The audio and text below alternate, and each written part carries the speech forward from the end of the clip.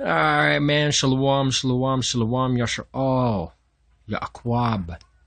Yeah. How you guys doing today, tonight? Wherever you are in the world. Yeah, man. It's been a minute. Been about a week since I made my last video. Been real busy having to take care of a bunch of stuff and just haven't really found the time. Because I wanted to do this kind of like a video after video thing if I can, Yahweh willing. And now hopefully I think I have enough time to where I'll be able to do that. Let's see. First, want to give all praises to Yahweh, man. Kuwahala Yahweh. Tzava'awat the Kad, which is Master of Legions. It's your boy Kodash the Worm, the Flea. Your boy Wanathan. And let's see, what do we got for you guys tonight? Tonight, since we're on the night watch, we're gonna hit up a lesson about the host of heaven.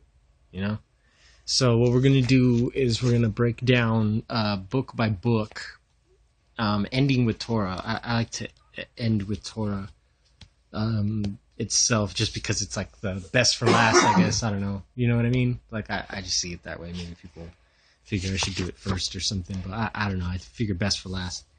So anyways, we're gonna go book by book. We're gonna start off today in the book of Jubilees.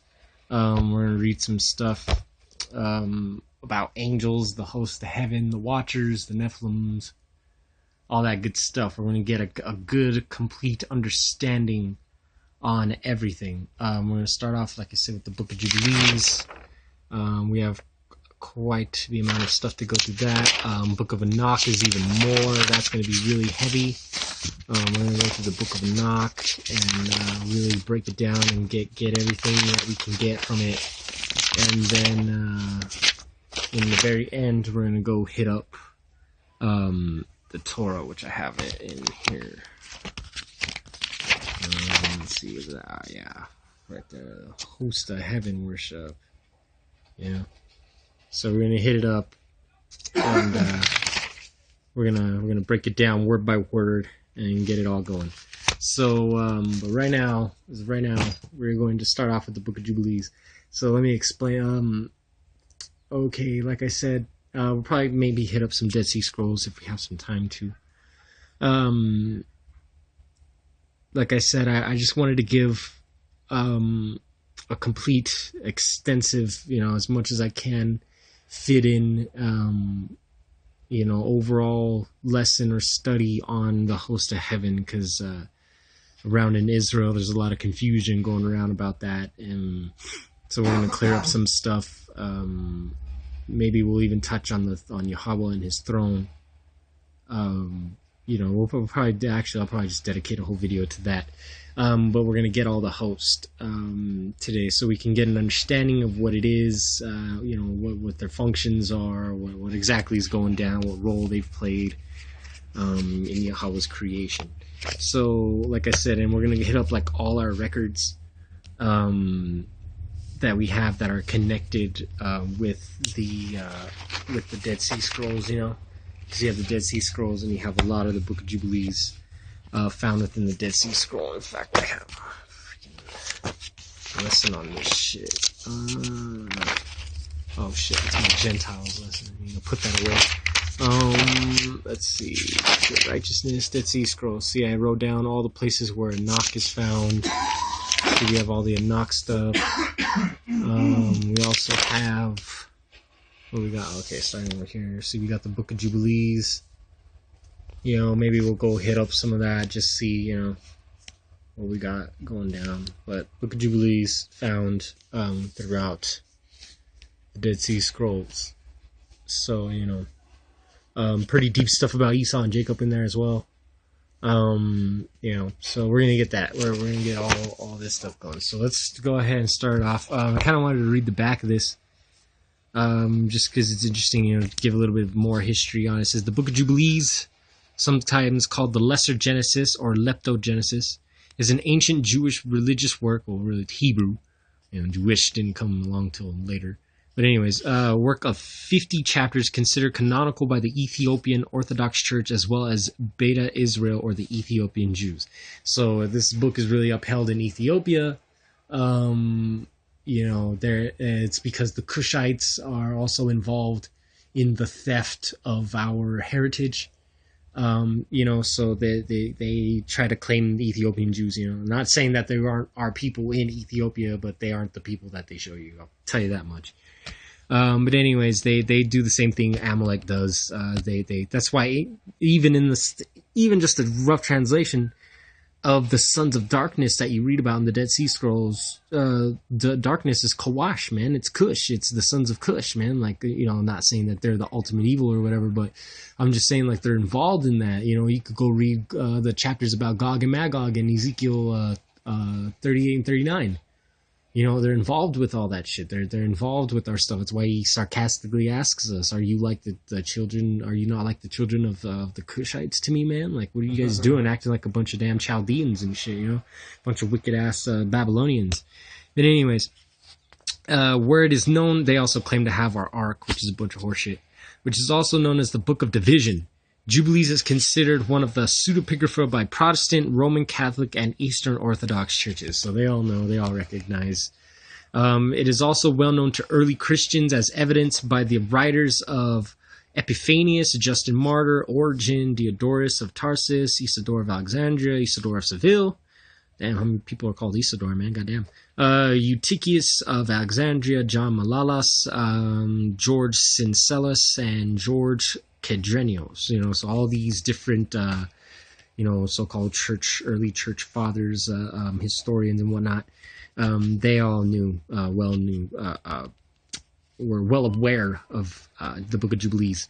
And it says the text was also utilized by the community that originally collected the Dead Sea Scrolls. Now, that was the Zadokites, we know, through, I've shown this many times in my videos. And if you do, your studies, you'll find out that the so-called Essenes, or the people of the Dead Sea Scrolls community, or the Qumran community, were the Zadokites, spoken of and prophesied of in Ezekiel 45, 10 through 15. It was so thoroughly suppressed in the 4th century, which is, the time. So they tried to suppress it. These are one of the books that they tried to suppress when they were putting together their little Council of Nicaea. Damn Constantine and Eusebius's dumbass were going around trying to collect all the scriptures up, and then they were trying to interject all their Greek Jesus bullshit, Raptor Jesus. So yeah, that's my favorite, bro, Raptor Jesus, dude. Oh man, we've been on that for a while too. Yeah. Ever since LeBron brought that picture, dude. Anyway, so the Dead Sea Scrolls. So if there's Zadokites. Suppressed in the 4th century. These dudes did not want it to be known, but yet they'll pump out their Greek shit, right? It says that no complete Hebrew, Greek, or Latin version has survived. So we don't have complete versions, but we have a good amount, enough to where we have what we have now. Because they tried to destroy it. But luckily for us, Yahweh, praise Yahweh, that we were able to... our forefathers were able to hide our records from these bastards. All right, so we got the Book of Jubilees, R.H. Charles, which is from Oxford. He's the Oxford dude. I have the PDF for the Oxford pseudepigrapha. That thing's pretty legit. He's got all kinds of footnotes and extras and all that good stuff because, it comes directly from Oxford, that book. Same translation, just doesn't have the footnotes, so, unfortunately, to get more insight on our records. But it's okay, because we have the Book of Jubilees in the Dead Sea Scrolls. We have enough fragments of it to where we can translate and go from there. But anyways, so we're going to start off with, in here, we're going to go to chapter 4. And we're going to go with verse 15, chapter 4. And it's divided kind of weird. Like if you have Jubilees, you'll see like it says 6 up here, but it means like book 6 because they did this thing where they did like book 1 is like the prologue, and then like book 2, but really chapter 1, which is this means quam, like quam ram, it's a qua. Oh man, dude, I found Quadawash has has that little, like, the leapfrog thing that teaches them the alphabet. You know, that, like, sings the little alphabet or whatever. You put the little letters in it, right? And you push the button on the letter, and it gives you the sound of the letter. It's actually pretty legit because it actually gives the sound. I kind of want to bust it out. But if you push the Q, it says qua. It's like, the Q makes a qua. A Q makes a qua. You know, that stupid shit or whatever. But anyways, like, because he's been singing along with it. My son's trying to teach him things. Old enough. He's almost 2. But anyways, so he... but yeah, it's pretty legit, man. They give you the qua sound. So they know even transliterates over even into the English, the qua sound, you know, the Q. But this stands for Qumran, that note. So all of this is found in the Qumran caves. So all this whole shit's found there. Anyways, so we have, so like I said, it starts off with 2. The prologue says, "This is the history of the division of the days of the law and of the testimony, of the events of the years and their weeks, of their jubilees throughout all the years of the world. As the Most High spake to Moses on Mount Sinai when he went up to receive the tables of the law and of the commandments. According to the voice of the Most High, he said unto him, go up to the top of the mount." So, you know, he received this as well on the top of the mountain. And you could see that even in the book of Second Esdras. If you read in Second Esdras, it talks about how when Moshe was given the books, that he was given some, and he was told to keep them separate from the Torah itself. So we have the extra. That's where we get, you know, he rewrote down Jubilees, Enoch, and all the stuff, you know, all the extra so-called biblical writings. He had those one. It speaks of those in the Apocrypha. So anyways, we're going to go to, it's book 6 of Jubilees, but it's chapter 4 of as a whole, you know. Okay, so look, Awan. See, they even give you proper pronunciations in the English transliterations in the Book of Jubilees, which is the R.H. Charles Oxford. This comes from Oxford. Look, Awan shows you it's a W, and this is how it's always A's, man. Awan, you know. They don't always do it, but shit, you know, they give us enough examples to know that they know. Okay, so we're going to jump down to verse 15, and we're going to read what it says there. It says, "And in the 2nd week of the 10th Jubilee, Mahalalel, right, took unto him a wife, Dana, right, and the daughter of Barakiah, and the daughter of his father's brother.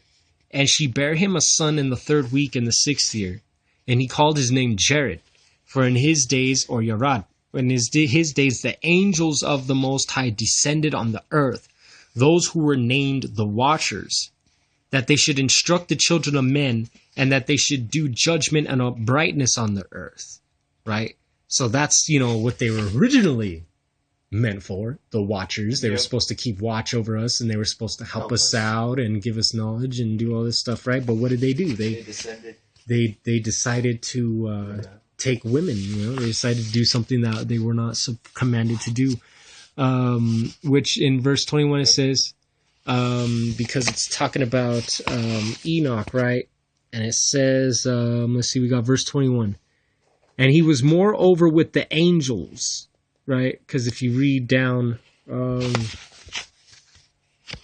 it starts talking about Enoch. Let's see. Oh, where's it at? Hold on, Slack. Oh, right here. See? "He was the first among men that were born on the earth that learned writing and knowledge," right? So he learned writing, knowledge, and wisdom. Okay? So this is Enoch. It's talking about Enoch. It's a continuation, verse 21. "And he was moreover with the angels of the Most High these 6 jubilees of years," right? "And they showed him everything which is on the earth and in the heavens, and the rule of the sun. And he wrote down everything." Verse 22, "And he testified to the Watchers who had sinned with the daughters of men, for these had begun to unite themselves so as to be defiled with the daughters of men. And Enoch testified against them all." All right, so Enoch was the great testifier. He testified against the Watchers that were supposed to just keep watch and protect. You know, it's like a Shamurai, you know, like protect, like a watcher, watchman. And they ended up rebelling, teaching men how to do all kinds of wickedness instead, and started mixing with their women. And that was in the days of Jared, just like we read, in the book of Enoch. You could also read in the Torah, it talks about in those days, the sons of men, right? And in those days was in the lifetime of Jared and all of them, let's see. What else do we have? Let's go to chapter 5, and we're going to get verse 2. And it says, and the lawlessness increased on the earth, and all flesh corrupted its ways, alike men and cattle and beasts and birds and everything that walketh on the earth. All of them corrupted their ways and their orders, and they began to devour each other. And lawlessness increased on the earth, and every imagination of the thoughts of all men was thus evil continually. Right? So this is what happened, man. Everything started devouring each other. Because let's get verse 1, actually. And it came to pass when the children of men began to multiply on the face of the earth, and the daughters were born unto them, that the angels of the Most High saw them on a certain year of this Jubilee, that they were beautiful to look upon. And they took themselves wives of all whom they chose, and they bare unto them sons, and they were giants. Okay? See, and this shows you that, and the word giants is found in the Dead Sea Scrolls as well, so it doesn't just mean like great, it also means like giant. They were huge ass people. It talks about it in Enoch and in the Dead Sea Scrolls talks about them being massive, that their bodies were as big as big old trees and giant and like small hills and mountains, and but they were also came out different, because they were mixing, they were doing genetic experiments. Where do you think, there's nothing new under the sun, right? So where do you think they get the idea, Esau and all them, the Amalekites get the idea for doing all their genetic splicing and all the stuff that they're doing now, trying to create clones and all this madness, right? Like, this is why you see all kinds of like whack shit, man, like pictures of fucking Jay-Z and shit in the 1920s and Vladimir Putin through like all the wars and shit, you know what I mean? Like, you see these people that are redone, man, like, don't think that Esau hasn't done some stuff like that, at least on a low level, man. You know what I'm saying? Like, You never know, bro. There's a bunch of movies out there that they just pump that out there, that's what they do. Like, look at The Sixth Day, right? The Sixth Day with Arnold Schwarzenegger, right? They were cloning people. And they were giving them their memories and shit. And the only way that you could tell that they weren't a clone was if they, because they had this little dot, like, in their eye. Like, they pull down their eyelid and there's, like, this little dot in there. And then fucking manufacturers. Yeah, like a manufacturer's mark, But and then there's also there's that movie, man. I accidentally saw it. We were just at someone's house and they were watching the Resident Evil. I don't remember exactly which one it was. There's like fucking 50 of them now. But anyways, they were watching the Resident Evil movie, and it was the one where Alice, the main character or whatever, she's running through different sections. Like, they have this underground, right? Everything's underground. They have these underground bases and bunkers and all this shit, right?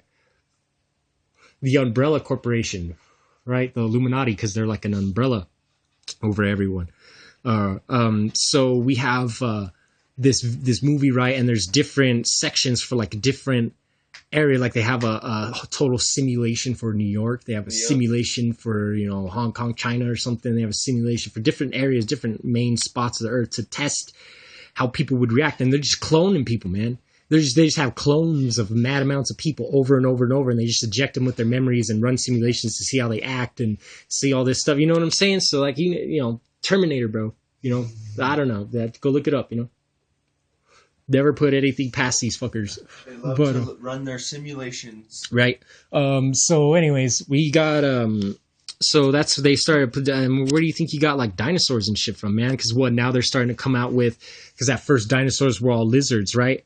And then now all of a sudden you have this thing where like, they have feathers, So now they're trying to say that they came from birds instead, when it's like a combination of both, man. Like the fallen angels were splicing genes of different animals together and creating hybrid monsters, man. so we call dinosaurs and whatnot, and they were using them, man. Like they had some of them domesticated. Like, I laugh all you want, don't believe it or whatever, but why do you think they come out with shit like Nazis on dinosaurs and stupid shit like that? You know what I'm saying? Like, yeah, and they show you in the Flintstones, like these people, like in the Stone Age, way basically back in the day, and they were using dinosaurs. Yeah, they were using dinosaurs to build things and to help them move things, so Nephilim. So that bunch of shit was going down, man. Do some research about pre-flood civilization, right? That's what they say. Atlantis was this nice, fancy civilization that like existed, but then got like swallowed up by water because of a great catastrophe, right? Does this sound familiar, right? Back in the day, the pre-flood. But anyway, I brought that out in prior videos. I showed the link between not only pre-flood civilization of Atlantis, but also Babylon. That's also symbolic for Babylon. But let's see, what else do we have? So everybody was trying to devour everybody. There was giants. Now let's jump down to verse 5. It says, "But Noah found grace before the eyes of the Most High, and against the angels whom he had sent upon the earth, he was exceedingly wroth. And he gave commandment to root them out of all their dominion. And he bade us to bind them in the depths," is the angel speaking, "to bind them in the depths of the earth. And behold, they are bound in the midst of them, and they are kept separate." So they are separate, because remember, everybody that dies, every soul that is not alive in the flesh, you know what I'm saying, and including the fallen angels, they go down to the center of the earth, which is Sheol. It's where they say, the hollow earth theory and all that. You know what I'm saying? That's what that is, because there's in the center of the earth, journey to the center of the earth, right? There's an area where souls are kept, and the souls of men are kept in one spot, and they're divided between the righteous and the wicked, and then the fallen angels are kept in a different area. Talks about how they're contained in rivers of lava, rivers of flowing fire. You know what I'm saying? They're tossed about, so they're kept chained in the valleys of the earth, underneath the earth, bound by lava. Which is crazy, because lava, we don't, if you take it to the Hebrew, we don't have a V, we have a wa, so it's lawa. And lawa links in with Levi, which means attached, joined, man. They're joined, they're attached to, they're bound to that lava. You know what I'm saying? The lava, it's a binding, that's what lava is. To the earth. Lava is a binding. That's why it creates islands and shit. Most High creates islands and different things. He binds the land, he binds things with lava. Look up lava, man. But anyways, verse 5, it says, "He was wroth with them, depths of the earth, they were kept separate. And against their sons went forth a command from before his face, that they should be smitten with the sword, and be removed from under heaven. And he said, Thy spirit will not always abide on man," right? He says, "the spirit, for they also are flesh, and their days shall be 120 years," right? "And he sent his word into their midst, that each should slay his neighbor. And they began to slay each other till they all fell by the sword and were destroyed from the earth." And you could read, we'll get it in more in depth in Enoch. It talks about how, Uriel was, if I'm not mistaken, Uriel was the one who sent a sword among the giants to where they started destroying each other. And it says, "And their fathers were witnesses of their destruction, and after this they were bound in the depth of the earth forever," which is the spirits of those giants, the offspring of the Nephilim, the fallen ones. Nephilim means fallen ones. "Until the day of the great condemnation, when the judgment is executed on all those that have corrupted." So this is the great condemnation, the day of the great condemnation and the judgment. This is the ultimate judgment, when the so-called resurrection happens, which I still haven't found a better word for that, because I don't like using that word. When the righteous of Sheol are renewed in their bodies. But anyways, and we live forever. But anyways, it says, "The ways and their works before the Most High.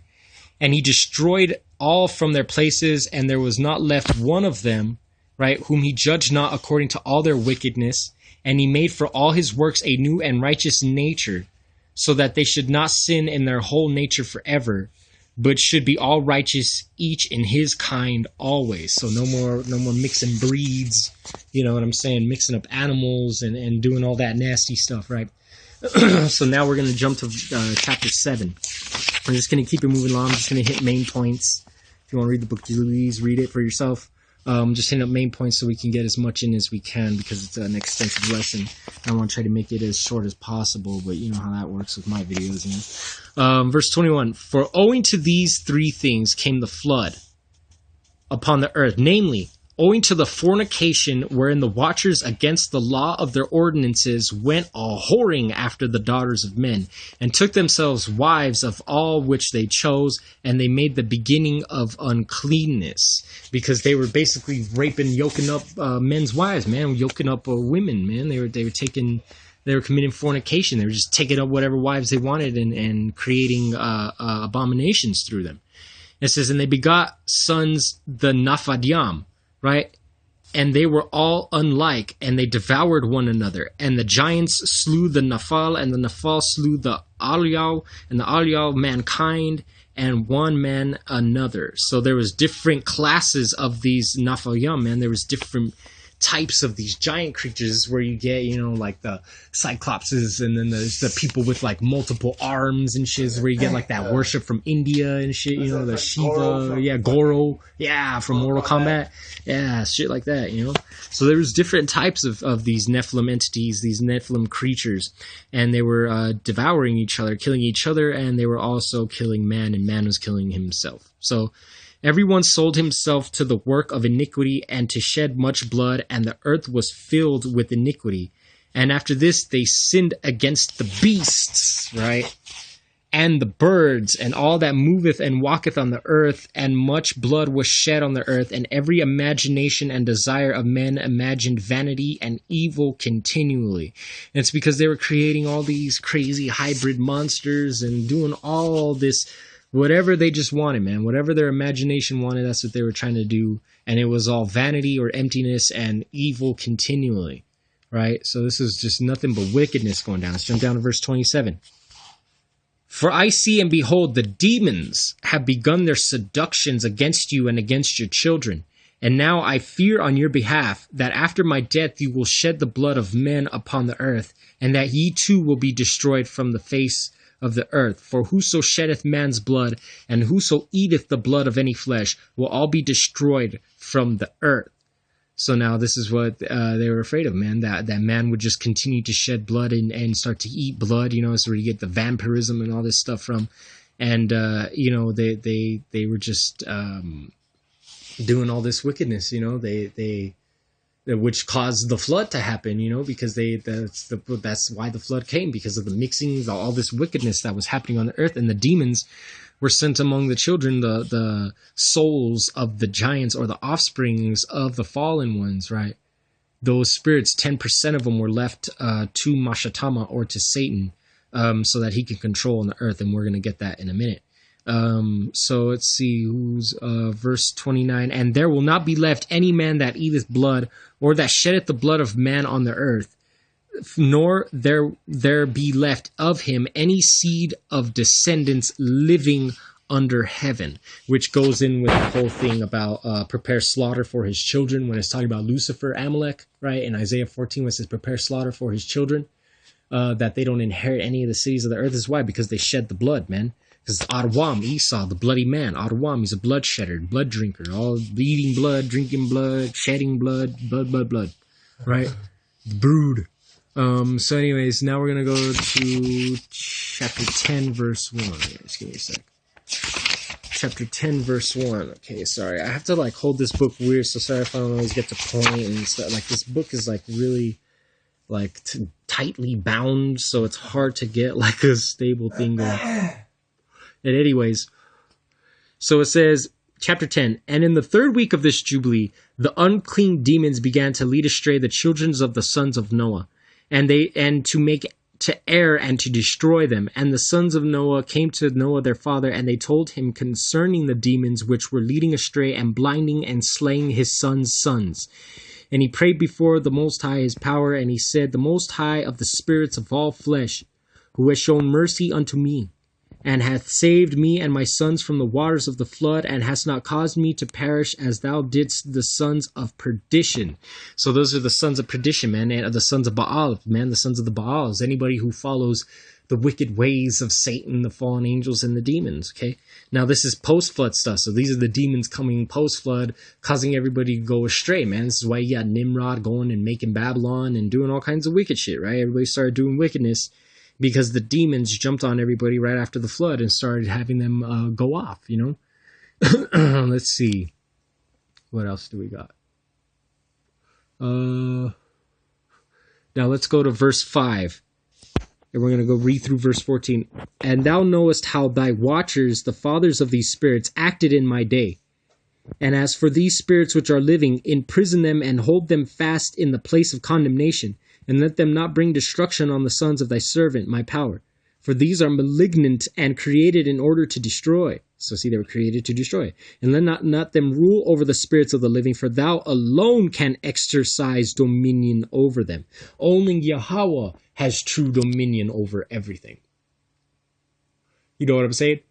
Just because he put them under the command of Mastema does not mean that they are not under the control of the Most High. He's the only one that can exercise the control over them. It says, let them not have power over the sons of the righteous from henceforth and forevermore. And Yahweh our power bade us to bind all. And the chief of the spirits, Mastema, which is Mashatama, I showed it in the Hebrew in the Dead Sea Scrolls, right, which is Satan, came and said, Most High Creator, let some of them remain before me, and let them hearken to my voice, and do all that I shall say unto them. For if some of them are not left to me, I shall not be able to execute the power of my will on the sons of men, for these are for corruption and leading astray. So this is Mashatama, coming before the Most High, asking him for permission to have dominion over these spirits, so that he can do the will of the Most High properly. Shows you, he's like, I need these spirits in order, because they are what? These are for corruption and leading astray, right? Oh, hold on, it's all freaking jacked. That's stupid thing. All right. My judgment, for great is the wickedness of the sons of men. And he said, let the 10th part of them remain before him, and let 9 parts descend into the place of condemnation. So a part, a 10th part, which is a 10%. So 90% of them got cast into Sheol and remained there, bound in a separate area from the sons of men and from the watchers that were imprisoned, right? Now, so you have this separation. And it says, and one of us, he commanded that we should teach Noah all their medicines, for he knew that they would not walk in the uprightness nor strive in righteousness. And we did according to all his words, and all the malignant evil ones we bound in the place of condemnation, and a 10th part of them we let that they might be subject before Satan on the earth. So this shows you it's Satan. Mashatama is Satan. So there's the link right there. And we explained to Noah all the medicines of their diseases, together with their seductions, how he might heal them with herbs of the earth. So he showed us how to heal ourselves because that's what causes illnesses and diseases and all that stuff, man. And seductions are these demons. And he told us how to heal ourselves with the medicines, with the herbs of the earth, and quanabasham, or cannabis, or, is considered an herb. And Noah wrote down all these things in a book as we instructed him concerning every kind of medicine. Thus the evil spirits were precluded from hurting the sons of Noah. And he gave all that he had written to Shem, his oldest son, for he had proved him exceedingly above all his sons. So then everything was given to Shem, because Shem was proven exceedingly great above all the other sons, all the other brothers. So now let's see. Now we're going to go to chapter 11. We're going to go to chapter 11 and we're going to read verses 3 through 5. And it says, and Ur, the son of Kasad, right, built the city of Ara of the Chaldees. So it's Ara. You know what I'm saying? Not Ur, it's Ara or Awara. You know what I mean? Of the Chaldees. And called its name after his own name and the name of his father. And they made for themselves molten images, and they worshipped each the idol, the molten images which they had made for themselves. And they began to make graven images and unclean simulacra.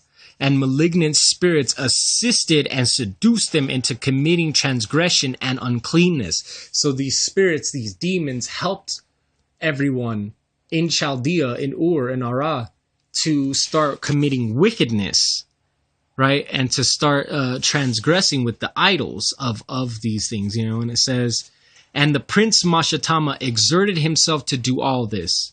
And he sent forth other spirits, those which were put under his hand, to do all manner of wrong and sin and all manner of transgressions, to corrupt and destroy and to shed blood upon the earth. For this reason he called the name of Sarag, for everyone turned to do all manner of sin and transgression. So right there, man, that's you know, it was nothing but sin and transgression coming from this wicked place. Let's see, and then we also got, let's go down, and let's go down to, well, hold on, let's get this real quick.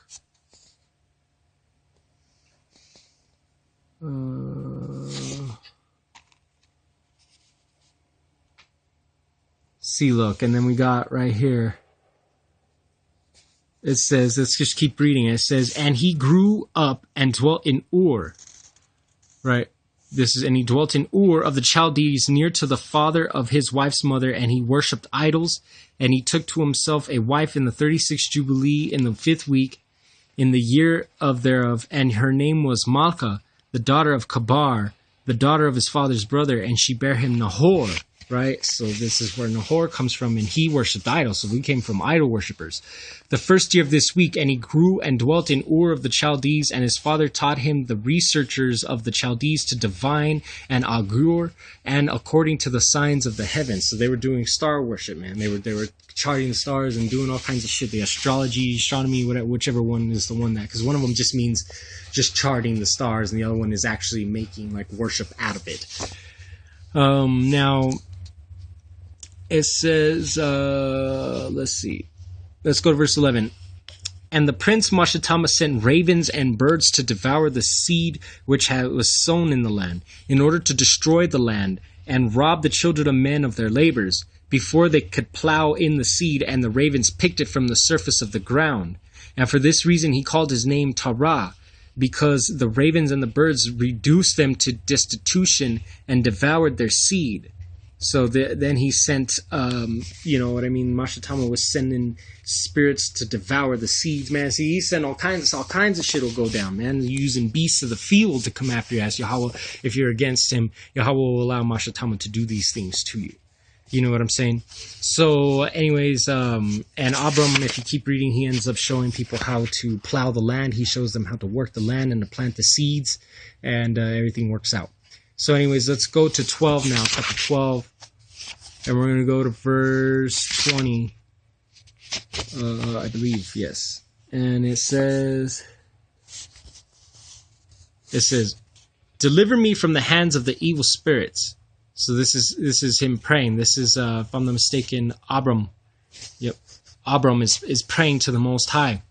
And he says, because he realized that everything was bullshit, you know, he started to elevate himself. He says, deliver me from the hands of the evil spirits who have sway over the thoughts of men's hearts.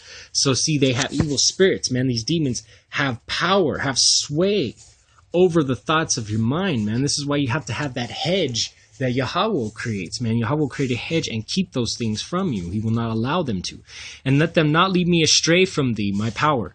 And establish thou me and my seed forever, that we go not astray from henceforth and forevermore. So this is when Abraham was praying to the Most High to deliver him, and that he would serve him and him alone.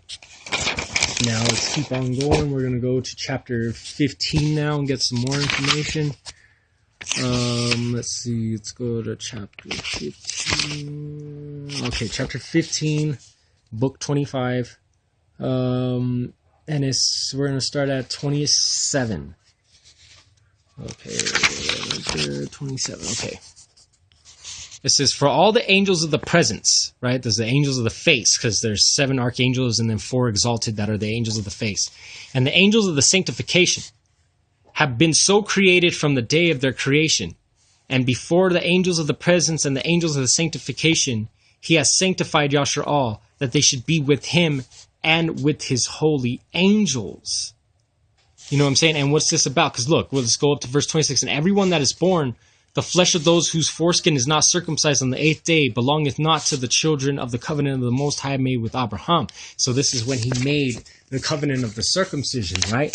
So this is the covenant of the circumcision. And what does he say about the angels? For all the angels of the presence and the angels of sanctification have been so created from the day of their creation. So they were created a circumcised creature, a circumcised creation. They didn't have the extra skin, so to speak, on their members, to where they had to cut off to be clean. You know what I'm saying? Like, they didn't have to be hewn stones. They were already hewn stones. So this is a deep teaching, man. This is why.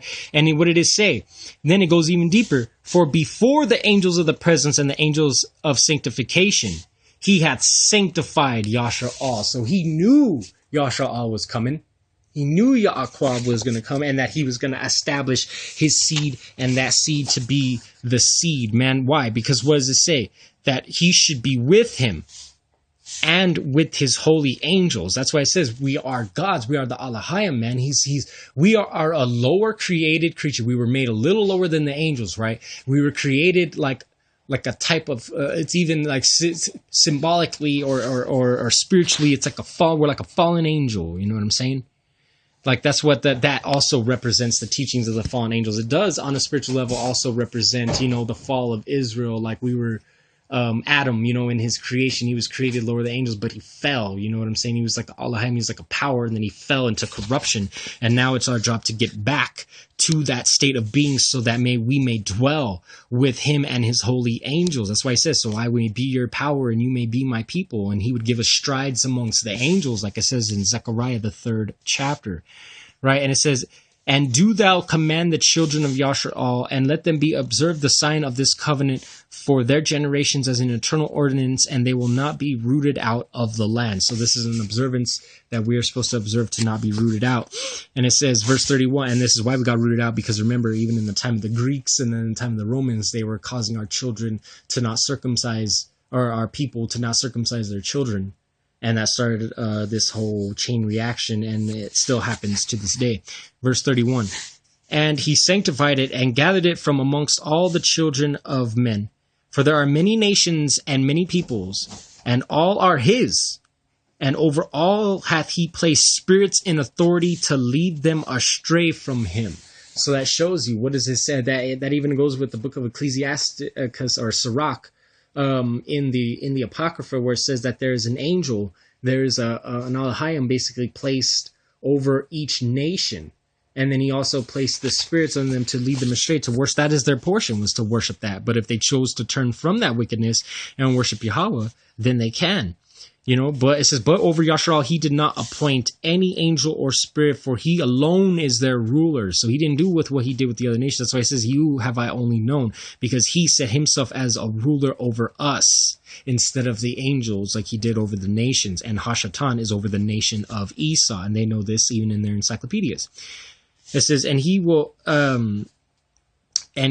preserve them and require them at the hand of his angels and his spirit. So he requires us at the hand of his angels and his spirit. So that's what he uses Michael for. So he appointed Michael for that task. And at the hand of all his powers, in order that he may preserve them and bless them, that they may be his and he may be theirs from henceforth and forever. So this is forever, man. And verse 34, and it says, actually, let's get verse 33. And now I announce unto thee that the children of Yashar'al will not keep the true to this ordinance, that they will not circumcise their sons according to all this law. For in the flesh of their circumcision, they will omit this circumcision of their sons, and all of them, sons of Baliar, will leave their sons uncircumcised as they were born. Right? So this is the sin that we have committed, and we still continue to commit. They means they're sons of Baliar, man. As soon as Baliar, man, right? Baal. As soon as you go against Yahweh, man, you're automatically the son of Baal. And it says, and there will be great wrath from the Most High against the children of Yashar'al, because they have forsaken his covenant and turned aside from his word and provoked and blasphemed, inasmuch as they do not observe the ordinance of this law. For they have treated their members like the Gentiles, so that they may be removed and rooted out of the land, and there will be no more be a pardon or forgiveness unto them, so that there should forgiveness and pardon for all their sin of this eternal error. So that's what it goes to show, man. If you don't circumcise yourself, and this goes in with your mind, that's what he's talking about. If you don't circumcise your mind, man, if you don't take on that covenant, you'll be rooted out. There's no forgiveness for that, man. There's no forgiveness for rejecting his laws, man. Like, you know what I'm saying? Once you reject it to where you don't turn at all, where you just totally choose the path of the wicked. You know what I'm saying? He won't forgive you or pardon you for that. If you forsake him, he'll forsake you. It basically is what that's saying. But if you accept him, then he will accept you. Okay, so now let's go to chapter 17. Okay, we're going to go to 17, verse 11, and then verse 16.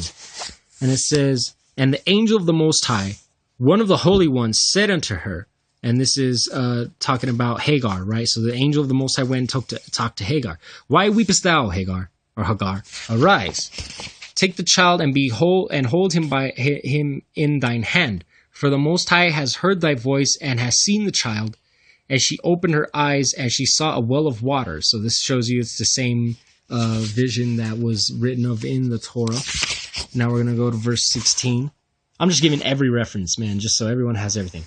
"And the prince Mastema came and said before the Most High, Behold, Abraham loveth Isaac his son, and he delighteth in him above all things else. Bid him offer him as a burnt offering on the altar, and thou wilt see if he will do this command, and thou wilt know if he is faithful in everything wherein thou dost try him.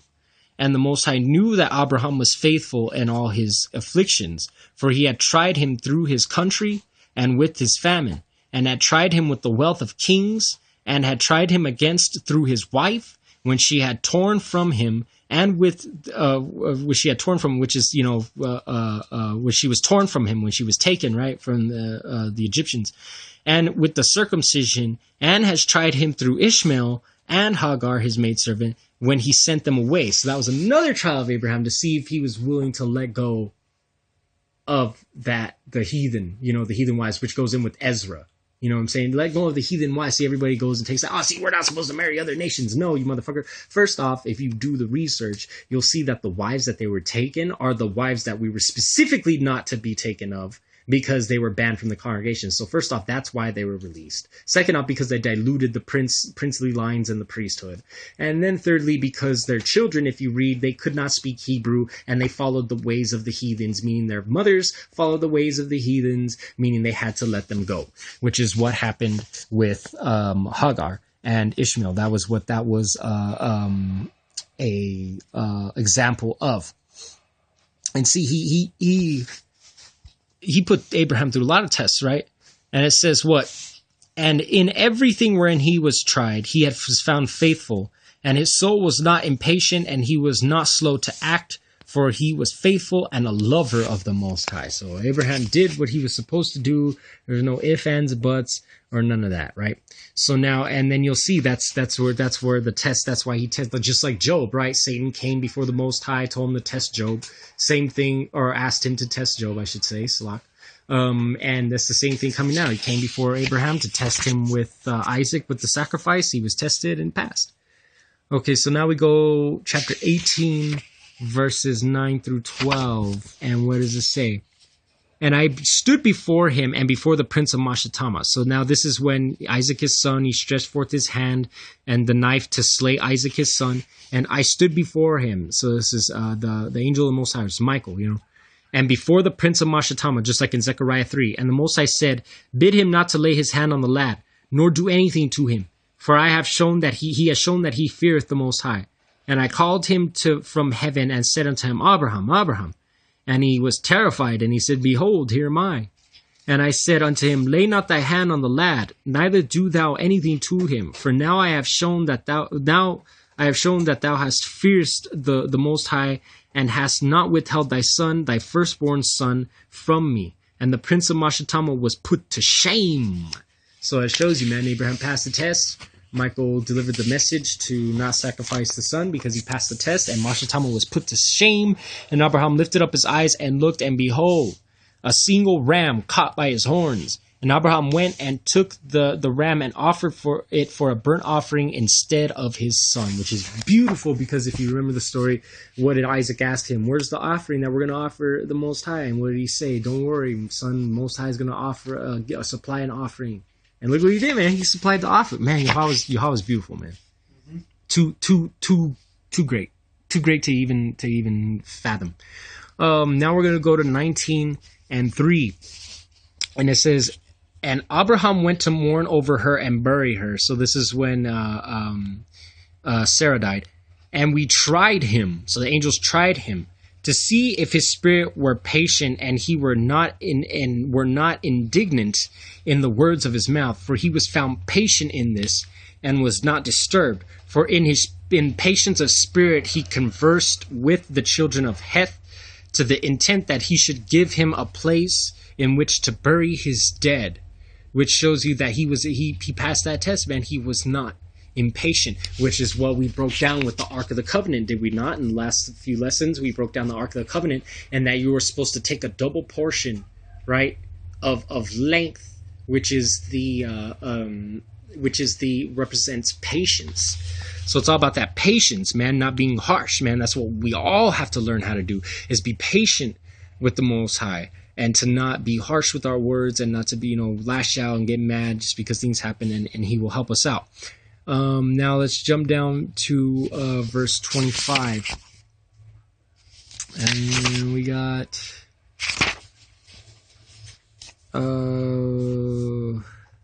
let's go verse 24. And in his seed shall my name be blessed, and the name of my fathers Shem and Noah and Enoch and Mahalalel and Enos and Seth and Adam, right? And these shall serve to lay the foundations of the heaven, and to strengthen the earth, and to renew all the luminaries which are in the firmament. So this is the foundation stone, man. Lay the foundations of the heavens, man. This is a deep, deep teaching, because look at what Abraham loved Jacob, but Isaac loved Esau, right? And Abraham saw the seed deeds of Esau and knew that in Jacob should his name and seed be called. And he called Rebekah and gave commandment regarding Jacob, for he knew that she too loved Jacob more than Esau. And he said unto her, my daughter, watch over my son Jacob. So he's telling him, man, watch over Jacob. It was all about Jacob. Even Abraham knew. And he says, and in his seed shall my name be blessed, right? So he's telling me, my seed shall all my name be blessed. And the name of my father Shem and Noah and Enoch and Mahalalel and Enosh and Seth and Adam.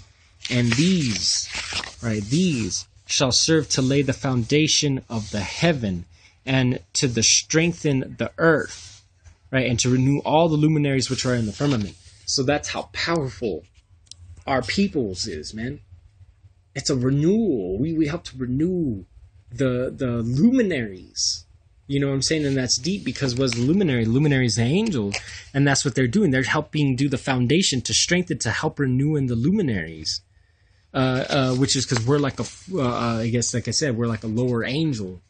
So it's like a luminary, like an Alahayim, man. That's another type of renewal that we are to go through, but also the foundations of the heaven, which goes into the teachings of the temple, because remember you have the 12, because he's also talking about Jacob, and through Jacob was the 12 tribes. So you have the 12 tribes, and also because the ox, which also links in with the forefathers, with Enoch, Adam, all the righteous forefathers, because they were represented in the book of Enoch as bulls. You know what I'm saying? As bulls, and that's like the sea, the brazen sea is given a foundation of bulls. You know what I'm saying? So that's that foundation stone, the foundation of the heavens, because you remember he's separated from the heavens above, from the heavens below, and that's what this heavens above is, because like this kind of even represents that the heavenly waters. Because remember, you have the lavers, and the lavers are meant for everything else. You know what I'm saying? They get the waters from below from the waters that are above. You get what I'm saying? Because this thing is huge, and they walk this up, and they bring it to the ox, and there's like a little drain. They drain the water into the basin, and then they go use the lavers for whatever they need, right? This is that foundation, the foundations of like the heavens, man, the sea, man, the sea. But anyways, the waters above, right? And it says, okay, so let's see, and then the foundation stone, which also shows you that the community and our forefathers and those before us are the foundation stone of the temple. What else do we got? Let's see, 9 through 12, we got 19 and 3. What else? Verse 25, we got that too. Okay, 20 and 5. Chapter 20, verse 5, and we're running out of time. And he told them of the judgment of the giants and the judgment of the Sodomites, how they had been judged on account for their wickedness and had died on account of their fornication and uncleanness and mutual corruption through fornication.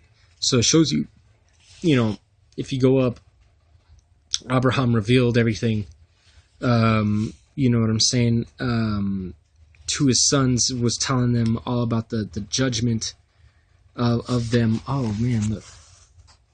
I actually missed this. Verse 28 of that chapter. Check it out. It says, and the spirits of Mastema shall not rule over thee or over thy seed to turn thee from the Most High, who is thy power from henceforth and forever. And may the Most High be a father to thee, and thou the firstborn son, and to the people always.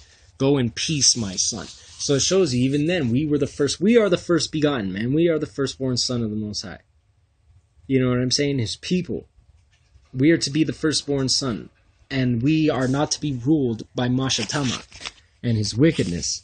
And then if you go on, like I said, Abraham was revealing the judgment on the giants to just show you that the judgment was brought on the giants. Now 22, we're in chapter 22, verses 17. Where's that at? 17. Okay. Okay, let's see, look. It's talking about people, and they offer their sacrifices to the dead. So it's talking about the wicked people, right? If you go to the chapter, Abraham's last words and blessings for Jacob. And if you go through, it talks about the nations, how they're just a bunch of wickedness. It says, why? For they offer their sacrifices to the dead, and they worship evil spirits, and they eat over the graves, and all of their works are vanity and nothingness. See, they eat over the graves, and that's kind of deep, man, because that even goes in with the ritual sacrifices that they do. Look up Credo Mutwaba, Crado Mutwaba, right? This dude is the head Zulu African, Canaanite mystery head over there in Africa, right? In South Africa. It's the head of the Zulus, the mystery schools, and they teach that's the origins of the reptilians and greys stuff that goes around. All that stuff like the David Icke and all them dudes, like they get all their stuff from him. And he talks about that. He talks about how he had to get initiated. One of his initiations in order to get more knowledge was that he had to dig up a dead body and cook and eat its hand. He had to chop off the hand of a dead body, cook it, and eat it. That's nasty. Yeah, man. Look it up. It's Credo Mutwaba has an interview with David Icke. It's like this 3 hours. It's like a 2-part thing, 3 hours each, man. I mean, I know I sat there and dealt with it all and researched it, man. And that you will hear the most crazy shit. Like, man, I might have to do a breakdown on the reptilian stuff. So maybe I'll bust that out then. And it says, in all their ways are vanity and nothingness. Okay, and then we jump down to verse, let's see, we're going to go to verse 22. And it says, and for all the worshippers of the idols and the profane, there will be no hope for them in the land of the living. And there will be no remembrance of them on the earth, for they will descend into Sheol, and into the place of condemnation will they go. As the children of Sodom were taken away from the earth, so will all those who worship idols be taken away, man. So you got to get off that idol worship, man. You got to get up that idol worship, that Raptor Jesus, a.k.a. White African Space Christ. You got to get off that shit, bro, because it's going to end up destroying you. You know what I'm saying? You're going to end up getting destroyed like Sodom and Gomorrah, man. And you're going to descend into Sheol, and there ain't going to be no remembrance for you. You're not going to be written down in the book of remembrance. The saphar Zacharawan. You ain't going to make it, bro. You ain't going to be in that. And if you ain't in that, you ain't in nothing at all. That's That's what Gahanyam means. That's what like the so-called second death, or when the judgment happens and all the wicked souls get condemned for all eternity. And like in Daniel chapter 12 says that they will be everlasting shame and contempt, right, for all those people that don't make it, in that judgment. They all get that. There's a term for it. There's a definition that I read for it, and hopefully I can bust it out. The definition for it was literally the total annihilation of the Most High's existence, or from the Most High's existence. That's what that is, bro. You're still going to be alive, but in torment. Because you're going to be totally annihilated from any type of existence. You're going to be in your own little type of existence, all off on your own, knowing everything went down. And you're going to have hot searing iron going through your mind, because it's going to be, that is hell. That is hell. For all you that know what I'm talking about. That is truly hell. Where am I at? I need chapter 23 now, verse 29. I'm going to go chapter 23, verse 29. And it says, and all their days will be complete and live in peace and in joy, right? And there will be no Satan nor evil destroyer. For all their days will be days of blessing and healing. And this is in the future, man. This is when it comes to in those days, they will begin to study the laws, right? And to seek the commands of the Most High, the paths of righteousness. See, draw nigh to the 1,000 years, and to a greater number of years than before was the number of the days. And there will be no more old man, nor one who is satisfied with his days. For all will be as children and youths. And all their days will be complete and live in peace and in joy. And there will be no Satan nor evil destroyer. So that shows you Satan's getting taken out, man. There ain't going to be no more fallen cherub. You know what I'm saying? There ain't going to be no more fallen cherub. Because it's actually even different. Satan, man, we've been researching, man. Satan ain't even a regular angel, man. He ain't an archangel. He ain't a regular angel. He ain't a seraphim. He ain't an ophaniam. He's a cherub. A fallen cherub, a fifth cherub, if you want to put it that way. And I'll do a lesson on that later on. But anyways, Karabian, man, he's different. He's different. It's a different being. He's a being, different being, man. 4 heads and shit. Anyways, okay, so there will be no more Satan, no more evil spirits, no more none of that. Everything's gonna be wiped out clean. We're gonna live long lives. Everything's gonna be beautiful. Beautiful, beautiful. That's what we're waiting for, man. That's the kingdom, Okay, so now we're going to go to chapter, 24, verse 31. And it says, For though he ascend unto heaven, thence will he be brought down. So this shows you the man, right? And, look at this. Is awesome. This is great. This is great. So the Philistines, he's cursing the Philistines. The Philistines aren't allowed either. Check this out. And no remnant will be left to them, nor one will be saved on the day of wrath of judgment. For destruction and rooting out and expulsion from the earth is the whole seed of the Philistines reserved. So the whole motherfucking seed of the Philistines, they're going down, man. A specific tribe, right? There will be no longer left for these Kaftorim a name for a seed on the earth, because they come from Kaftorim or Kafatarium, right?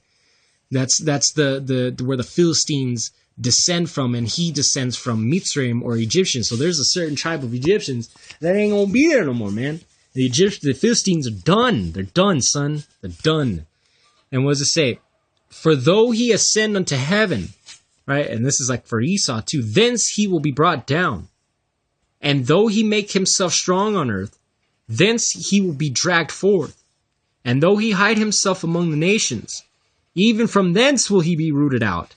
And though he descend into Sheol, right? There also will his condemnation be great. And there also he will have no peace. So he's following the Philistines everywhere. He gonna whoop their ass no matter where they go. Oh man, bye bye Philistines. And those are another one of the nations that we were fucking around with over there in the land. Why Ezra made everyone forget their foreign wives, because they were mixed with the Philistines and the Canaanites and the Moabites and the Ammonites, who were not supposed to mix with. Period. Period, dude. Sorry, but that's the laws, right? That's why it says even unto the 10th generation, meaning 10 generations From then, they're not even allowed. Even then, even that meaning period, even on 10 generations, even 1,000 years. You know what I'm saying? They won't make it. So, but the Egyptians, besides the Philistines, regular Egyptians were allowed since the 3rd generation leaving Exodus. And the Edomites also, if they choose, well, same thing with the Egyptians, if they choose to follow Yahweh, were allowed since the 3rd generation of the Exodus. Now, let's see.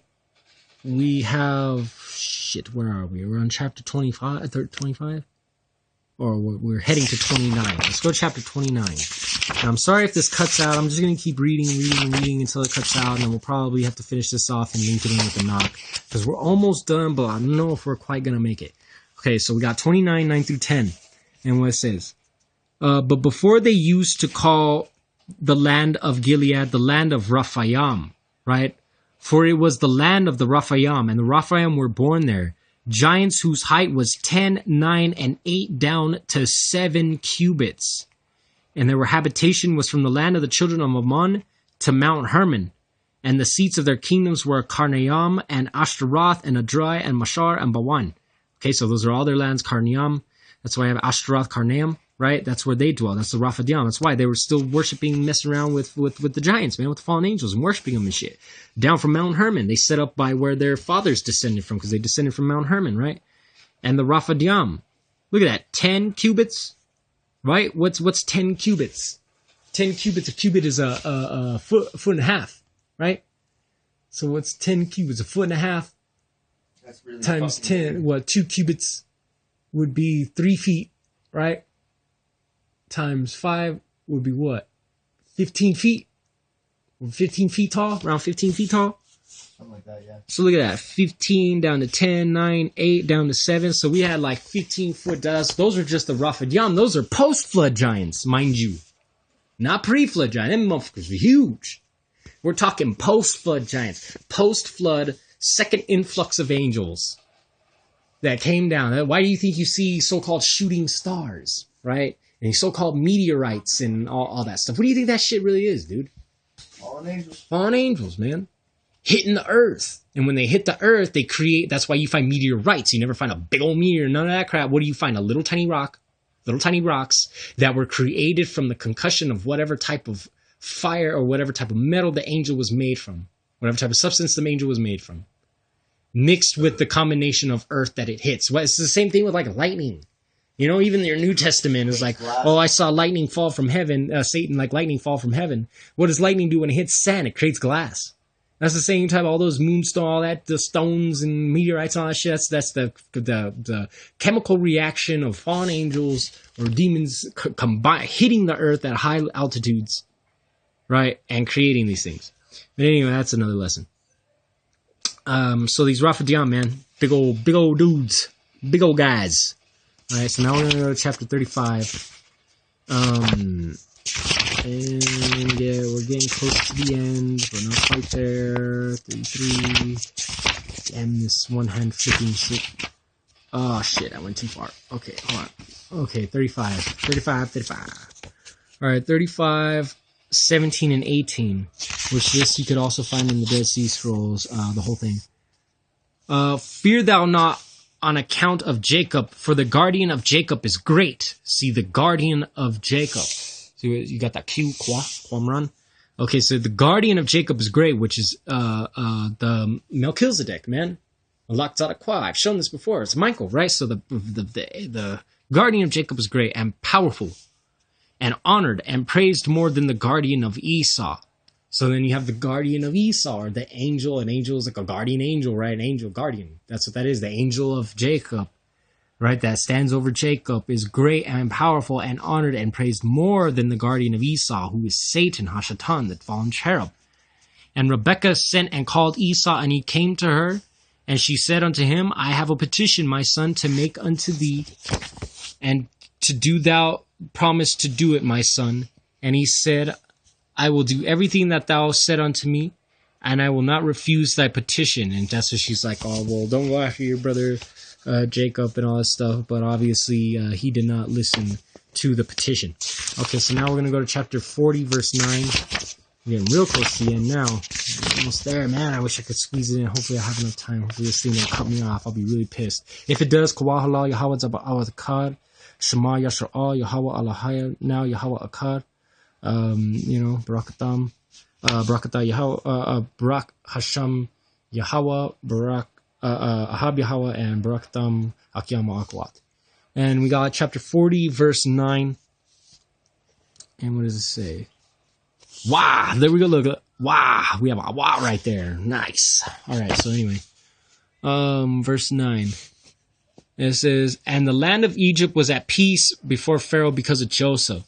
For the Most High was with him and gave him favor and mercy for all his generations before all those who knew him and those who heard concerning him.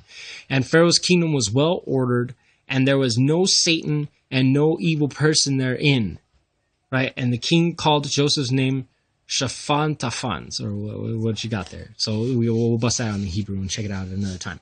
But anyways, that's another thing about Joseph. I've got a whole nother lesson about Joseph. Anyways, so no Satan or evil person. So there was no wickedness in Joseph's time, man. Joseph had that kingdom in order for a while, which was the golden time of Egypt. Okay, so now we're going to go to chapter 46, verse 2. Man, we're almost done. All right, 46 and 2. That's funny. That's actually a Tool song, 46 and 2. It says, and there was no Satan nor any evil all the days of his life of Joseph, which he lived after his father Jacob. For all the Egyptians honored the children of Israel all the days of the life of Joseph. So everybody honored Joseph, and there was everything was all smooth and fine and dandy at that time. Okay, so now we're at chapter 48, and we're going to go verses 2 through 4. It says, and thou thyself knowest what he spake unto thee on Mount Sinai, right? And what Prince Mastema desired to do with thee when thou was returning into Egypt on the way, when thou didst meet him at the lodging place. Did he not with all his power seek to slay thee and deliver the Egyptians out of thy hand when he saw that thou wast sent to execute judgment and vengeance on the Egyptians?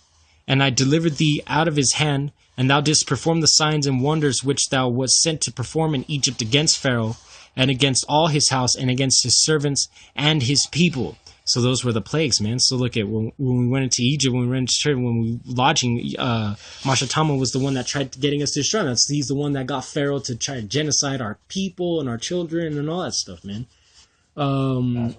Asshole. Now we're gonna go down to verses 9 through 18, and it says, and the prince of the Mastema stood up against thee, and sought to cast thee into the hands of Pharaoh, and he helped the Egyptian sorcerers, and they stood up and wrought before thee the evils indeed. We permitted them to work, but the remedies we did not allow to be wrought by their hands. So, Mastema was letting the spirits, he was strengthening the hands of Pharaoh's sorcerers. This is why they were able to mimic some of the signs that Masha was presenting to Pharaoh, but they could only mimic so far. Plus, the remedies were not given to them. And the Most High smote them with malignant ulcers, and they were not able to stand, for we destroyed them, so that they could not perform a single sign. And notwithstanding all these signs and wonders, the prince of Mastema was not put to shame, because he took courage and cried out to the Egyptians to pursue after thee with all the powers of the Egyptians, with their chariots and with their horses, and with all the hosts of the peoples of Egypt. And I stood between the Egyptians and Israel, which is Michael, right? And we delivered Israel, which is the host, Michael and the host, who are talking, out of his hand and out of the hand of his people. And the Most High brought them through the midst of the sea, as it were dry land, and all the peoples whom he brought to pursue after Yasharal, the Most High, our power, cast them into the midst of the sea and into the depths of the abyss beneath the children of Yasharal, even as the people of Egypt had cast their children into the river. So that was payback, right? And he took vengeance on 1,000,000 of them. 1,000 strong and energetic men were destroyed on account of one suckling of the children of thy people, which they had thrown into the river. So 1,000,000 people genocide. And on the 14th day, and on the 15th, and on the 16th, and on the 17th, and on the 18th, the prince of Mastema was bound and imprisoned behind the children of Yashar, that he might not accuse them. And on the 19th, he was let loose that he might help the Egyptians and pursue the children of Yashar.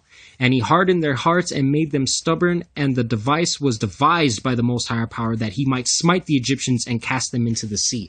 So this is what, this is when he let us go. He bound Mastema up, and they let us go, and they gave us all their stuff, and we took off.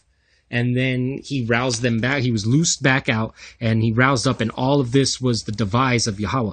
And on the 14th, we bound him that he might not accuse the children of Yashar on the day that they asked the Egyptians for vessels and garments, vessels of silver, vessels of gold, vessels of bronze, in order to despoil the Egyptians in return for the bondage which they had forced them to serve. And we did not lead forth the children of Yashar from Egypt empty-handed. So we left all kinds of shit, man. Payback. Remember the commandment which the Most High commanded thee concerning the Passover, that thou shouldest celebrate it in its season on the 14th of the first month, that thou shouldest kill it before it is evening, and that they should eat it in the night of the evening on the 15th, right?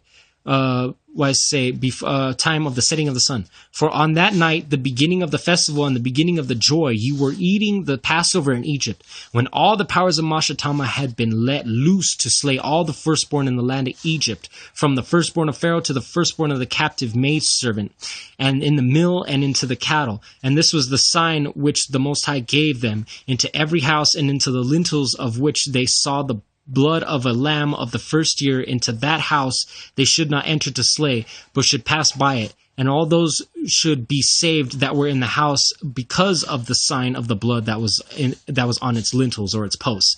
And the powers of the Most High did everything according to the Most High commanded them. And they passed by all the children of Yashar, and the plague came not upon them to destroy from amongst them any soul, either of cattle or man or dog.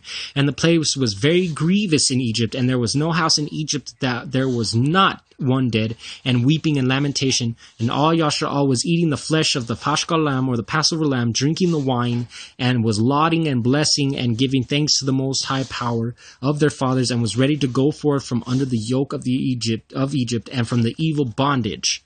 Right? So this is, what I'm saying? This is what was happening. Mastema was let loose in order to persecute, and you know what I'm saying? And it says, and this goes in from the book of Jubilee. Okay, so this is deep. So this is funny, because I heard Sakari sit-downs say that Mastema is. Let me get the last one real quick, and then I'll explain. We got 50 and 4, and it says, wherefore I have ordained for thee the 3 weeks of the years and the jubilees. There are 49 jubilees from the days of Adam until this day, and 1 week and 2 years. Commandment. Okay, was that the one I wanted? Oh, sorry, Slok. I wanted verse 5. And the jubilees will pass by until all Yashar is cleansed from all the guilt of the fornication and uncleanness and pollution and sin and error, and dwelleth with confidence in all the land, and there will be no more Satan or any evil one, and the land will be cleansed from that time forevermore. Which shows again, no more Satan, no more evil, and that's all that is written about angels or anything like that in the book of Jubilees. Now, to go back, remember it said Mastema was the one who was unleashed, and his powers, his evil spirits, to go through and smite all the firstborn of Egypt. Well, what's funny is GMS, and I'm pretty sure I heard Sakari sit down say this as well, that Yahweh, you should ask them on their comment boards to see what they say. Maybe I'll do it. They claim that Yahweh Shai, right, their idol Yahweh Shai, was the one who was going through the land and smite it. Yahweh was the angel of death, man. Yahweh. I heard Elder Rakah supposedly say that and stuff like that. And usually Sakari follows their teaching, so I'm pretty sure they teach the same shit. But if not, then cool. Then I'm sorry. But like I said, they usually GMS Junior. So, but so see what's up with that. But it was Mastema, man. Mastema, that cherub over the angels, man, sent out to destroy all the firstborns of Egypt. But our people were passed over. We then had passed over by sacrificing the lamb, the Passover lamb. You know what I'm saying? We had sacrificed ourselves and become renewed. And so therefore we were spared, because then we became his firstborn son, or took on the covenant of the firstborn son. And he spared all our firstborn sons. But the Egyptians are the sons of Belial, or Satan. So their firstborn sons were slayed because they refused to let us go, and all that stuff. So basically, it just shows you Yahweh's divine judgment, his retribution, his vengeance is all fair, balanced, and just. It's righteous. You know what I'm saying? So when he does, it's righteousness. So hopefully this was informative. Hopefully everyone got edification on this as far as what is, some of the things that are written in the book of Jubilees, as well as about Mastema, the angels, the host, talks about Michael. So we got some good stuff out of there. But now on the next lesson, part 2 of the host of heaven. This is part 1, book of Jubilees. Part 2, the book of Enoch. Probably read into part 3 and we got a lot of stuff for Enoch, man, and it's going to explain a lot. It's going to explain the orders of the angels. It's going to explain the differences between the angels and the Ophaniam and the cherubim and the seraphim. It's going to explain a lot, man. The orders, the jobs, the duties, just a total breakdown, man. And then we're going to go hit up the scriptures and show how they have intertwined. Not only how did we see in Jubilees how they were involved in our lives from our conception as a nation or since the beginning up until the Exodus, because that's where Book of Jubilees covers, and then we also have the Torah, which will cover not only that same thing and add a little more to it, but also we will go through and see all the other instances that the angels or Mala'ak or anything has played a part in our lives, in our history, in our inheritance. They are not to be worshipped. They are not to be revered like that. They are merely messengers of the Most High, another type of creation. Yes, they are above us, but that does not mean we worship them or bow down to them or anything like that. They are merely fellow servants of the Most High, and we're to dwell with them. So we might as well get to know them, right? So yeah, man. So hopefully everybody got some edification. Hopefully everything's going good. Hopefully everybody's doing good. Hopefully I'll have part 2 up and going tomorrow, because I gotta wait for this one to load. By the time this one loads, it's gonna be all late, and then so I'll probably do another one tomorrow. I'll probably try to pop out a couple. We'll see what happens. Yahweh willing, man. Yahweh willing. So yeah, with that, man. Kawahala Yahweh Zaba'at Kad Shema Yasha'ah Yahweh Alahayna Yahweh Kad Barakasham Yahweh Ahab Yahweh and Barakatam Makiam Wa Akawat. Shalom, shalom, shalom.